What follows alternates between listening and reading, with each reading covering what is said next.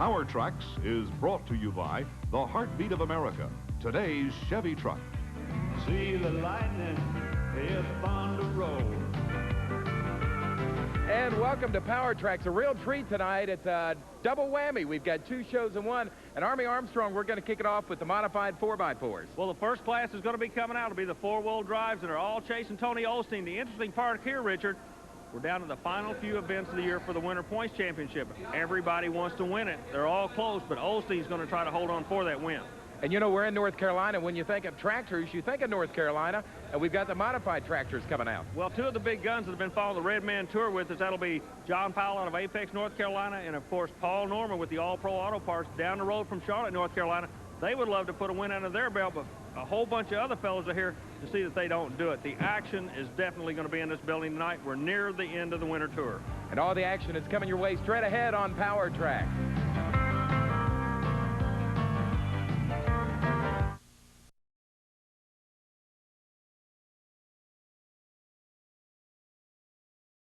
It's the Major League of Professional Truck and Tractor Pulling, the Redman TNT All-American Pulling Series in the Greensboro Colliseum, where, Army, we're going to start the night's activities off with the modified four-wheel drive division. Richard, this is one of the most interesting classes on the sport, definitely one of the most popular, and the reason being everybody can pull for their brand of vehicle. The Ford people pull for the Fords, the Chevrolet people pull for the Chevrolets, and it looks like everybody's pulling for Go-Go the Gorilla out there. Now let's talk about these modifieds. They're limited to only one engine, no superchargers or turbochargers will be allowed. Well, there's unlimited cubic inches. They're limited in their wheelbase. They can only be 140 inches long from center of front wheel to center of rear wheel. But one of the most interesting parts of the truck is the weight box. You'll see on all the vehicles they're allowed to go 60 inches from the center of the front wheel to the very furthest point of the truck, and they hang as much weight as they can at that point. Our test puller tonight is going to be Charlie Lowe. It's called the Killer 2. He is a Ford man through and through out of West Palm Beach, Florida. Out of South Florida. Not really familiar with this type of track. That's been the big question all afternoon long about the track being greasy, they call it, or slippery. But Lowe lays down a real good shot. He pulls out close. A 132.19 for Charlie Lowe. Now, a full pull distance on this track, Army, will be 140 feet. We're going to wait and find out if Charlie Lowe is going to, first of all, accept the pull, and secondly, whether or not the TNT officials are going to declare the sled official. He's the only puller that has that option by the luck of the draw. At the completion of the first run, there's a discussion. You saw it take place between the track official and the driver. We understand Lowe will keep the pull. Now we jump over to Jim Lyons. We've seen what a Ford can do. We're going to the GMC camp right now. All right, also let's note the sled has been declared official by the TNT staff here. And this is Jim Lyons. It's the Stitches GMC out of Louisville, Kentucky. Many times national champions in many types of sport. Lyons with a brand new truck trying to get it figured out, and it's not going to work for him. Had to go on the other side of a 132, just about a 126, we get word, Richard. It's 126.40 for Jim Lyons in that brand new Stitches machine. What did the track feel like to you out there, Jim? Army, it's real slippery. I don't know, it might get better, but it's real slippery for us right now, and I didn't drive real good. Will the track go back together, or is it going to keep getting slipperier as the night goes on? I believe it'll get better all the time. As soon as it comes apart, I think it'll get better. Well, if the track does get better, that is good news for our competitors coming to the line, including Randy McConnell, our next driver up in the Yellow Fever Chevrolet. Randy is out of Anderson, Alabama. You know, Richard, it's kind of interesting what Jim Lyons just said. He said the track's going to have to come apart and go back together before it'll hold the horsepower.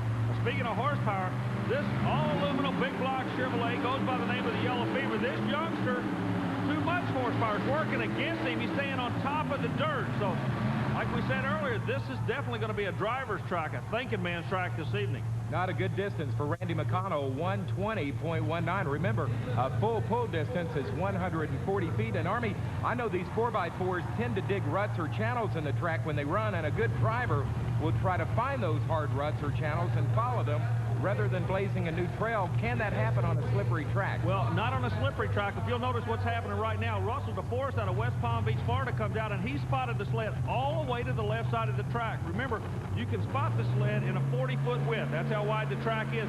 Everybody's going to a new groove. You notice DeForrest, he's all the way to the left now. He's trying to work the left hash mark, and that's not going to work for him. I don't know how they're going to be able to put the power in, Richard. Slowly but surely, he comes to a stop, a distance Oh, that's terrible. 111.88 for Russell DeForrest in the Outlaw. Russell, would it have helped you to pull 2 plug wires off? It looks like you got more horsepower than you need. It's just not sticking. Yeah, I think we got a little bit too much horsepower for the track here. Too high a gear. Okay, now, the Florida tracks are used to running on, this looks like it's almost sand, but it's not sticking like sand. No, it's real greasy on the top, and it's just getting up on the top and sliding on the top. So it's kind of interesting that our test puller's distance, 132.19 of Charlie Lowe, is still holding up as we get ready for, I guess you might call Greg Cook the hometown driver. We are in Greensboro. He is out of Mount Airy, North Carolina. He calls his beautiful Chevrolet the Wild Blue. 1989 Chevrolet. You know, Richard, it's kind of interesting. This young man has already won 2 national championships on the TNT Motorsport Tour, but this winter has not been his year. He's not able to get the horsepower that he needs. Now, he's working a right side.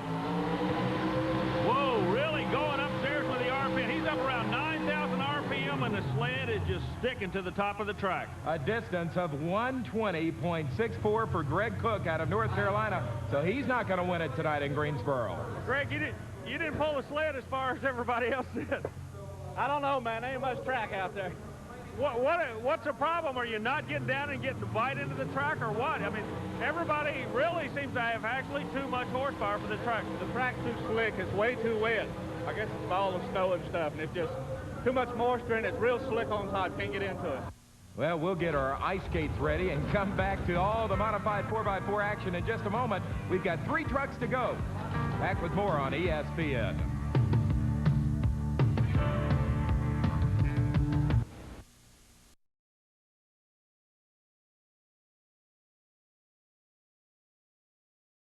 Back to Greensboro, North Carolina. I'm Richard Leek along with Armstrong, the Red Man, TNT All-American Pulling Series. Today, the modified 4x4 competition. We are down to our final 3 trucks, Army, and I wish I had the Isley brothers here to sing with us, because here comes Terry Davis. It's his thing, the super thing, out of Tappahannock, Virginia. It's a Chevrolet. Speaking of Isley brothers, it's time to twist and shout. Take it out on the other end in Greensboro. Let's see what's going to happen. Davis, one of the strongest running independents, is laying down a super shot. Richard Leek, look at this. We might have a new leader. Greasy track at all. Terry Davis, 135.08. He has taken the lead away from the Ford of Charlie Lowe. Okay, Terry, you drew late in the field. Do you feel like that helped you at all? No, it's just that the track's a little greasy and you just got to stay off the throttle and all, and just hopefully it helped me a little bit staying off the throttle. Right at the very end, you just nailed it. Is that out of just frustration? I mean, it's all you could do? Yeah, well, I knew I was going down and I just nailed it. I thought maybe I just could get it to jump maybe one more foot with a sudden bust of it.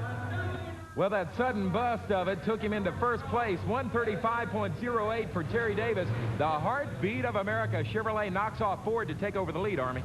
Well, it's kind of interesting. Davis, one of the strong independents on the tour, took his first win ever last year at Owensboro, Kentucky, after fighting to the top.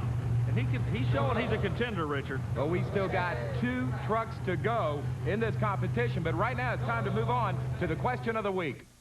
This question of the week about the Red Man TNT All-American Pulling Series comes to us from Mike Sexton of Nicholasville, Kentucky. And he wants to know what kind of fuel is used in the modified 4x4 trucks. Well, Mike, the modified 4-wheelers such as this one called the Yellow Fever can burn gasoline right from the pumps.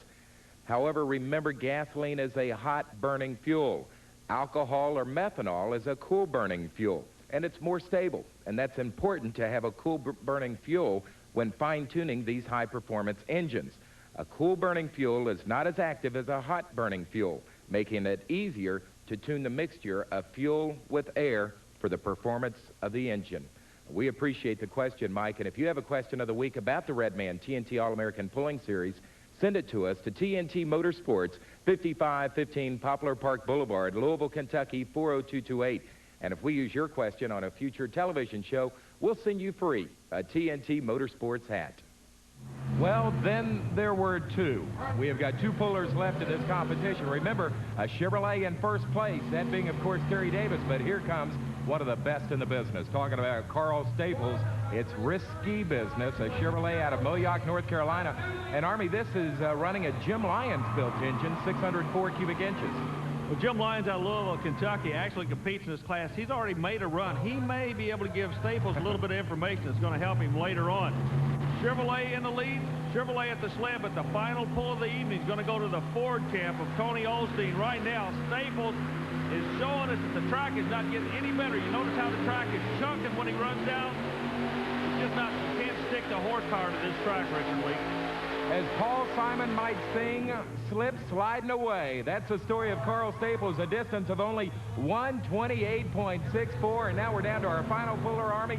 And looky here, the Ford fans are really on the edge of their seats because it is a Ford driver. Talking about Tony Osteen, the Georgia Rebel out of West Green, Georgia. He's a former national champion, and he is trying to knock off the Chevrolet for the win here. Well, anybody that follows this sport knows Osteen is one bad hombre to have sitting at the back of the pack. He's had all this time to read the track. Let's see what's going to happen. It's a classic battle. Ford going after Chevrolet. Who's going to take the win? We're going to find out at the conclusion of this run.